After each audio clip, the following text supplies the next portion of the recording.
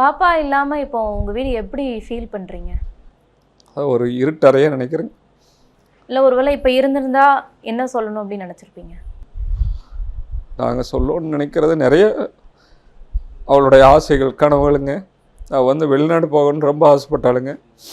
மேரேஜுக்கு முன்னாடியே ட்ரெஸ் எல்லாம் கூட பர்ச்சேஸ் பண்ணி ஒரு சூட்கேஸ் நிறைய இருக்குது. அங்கே போனால் போட்டுக்கிற ட்ரெஸ் எல்லாம் சரி கல்யாணம் மூச்சு மாப்பிள்ளையை கூட்டிகிட்டு போவார்னு நினச்சா. அவர் வந்து கல்யாணம் மூச்ச நாள்லேருந்து எங்கேயுமே கூட்டிகிட்டு போகல.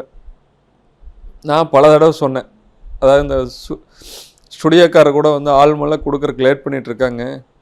லாஸ்ட் டைம் இவங்க வெளியில் போய் அவுட் ஹவுஸ் ஷூட்டிங் போயிட்டு வந்துட்டு தான் ஆல்பம் ஃபினிஷ் பண்ணுவோன்னு சொல்லிட்டு போஸ்ட் வெட்டிங்னா அதுக்காவது வெளியில் போயிட்டு வாங்க, ஒன்றும் வெளியூர் போயிட்டு வாங்க, இல்லை வெளிநாடு போகிறோன்னா வெளிநாடு போயிட்டு வாங்க, செலவு கூட பற்றி கவலை இல்லை, நீங்கள் போயிட்டு வாங்க, தொழிலெல்லாம் ஒரு 6 மாதம் கழிஞ்சு பார்த்துக்கலாம், தொழில் குத்தி கூட இப்போ பிரச்சனை இல்லை, நீங்கள் போயிட்டு வாங்கன்னு பல தடவை சொன்னேங்க. ஆனால் அவங்க வந்து போகிற மாதிரி ஐடியா இல்லை. பாப்பாவை நிறைய டைம் கேட்டேன். இல்லைப்பா அவர் வந்து ஏதோ வேலைக்குங்கிறாரு, ஏதோ ஒரு காரணம் சொல்கிறாரு, உடல்நிலை சரியில்லைங்கிறாரு. உண்மை சொல்லப்போனால் ஒரு சினிமா படத்துக்கு கூட கூட்டிகிட்டு போகலிங்க, ஒரு கோயிலுக்கு கூட்டிகிட்டு போகல, ஒரு முழம் மல்லிகைப்பூ வாங்கி கொடுக்கல அந்த குழந்தைக்கு.